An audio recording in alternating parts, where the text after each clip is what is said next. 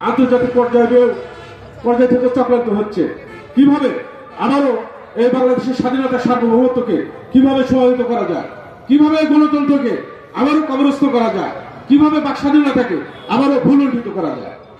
কিন্তু ওরা জানে না যে যতক্ষণ পর্যন্ত শহীদ জিয়াউর রহমানের জাতীয়তাবাদী আদর্শের একটি সন্তান হয়ে বাংলাদেশের মাটিতে জীবিত থাকবে, ততক্ষণ পর্যন্ত ওই খুনি হাসিনার ওই দোসরদের তাদের সেই পরিকল্পনা আর নতুন করে এ দেশে বাস্তবায়ন হওয়ার আর কোন সুযোগ তারা করতে দেবে না।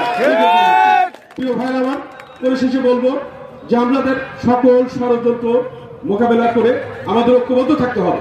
আমরা দীর্ঘদিন এই দেশের ভোটাধিকার থেকে বঞ্চিত হয়েছি। সামনে একটু অবাধ সুষ্ঠু ও গণতান্ত্রিক পরিবেশে অবাধ নিরপেক্ষ নির্বাচন হবে।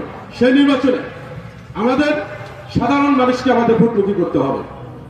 সকল ষড়যন্ত্র চাল চিহ্ন করে এ দেশের সর্ববৃহৎ সর্বাপেক্ষা জনপ্রিয় সংগঠন বাংলাদেশ জাতীয়তাবাদী দল তথা ধানের শীষের পক্ষে ভোট নিশ্চিত করতে হবে।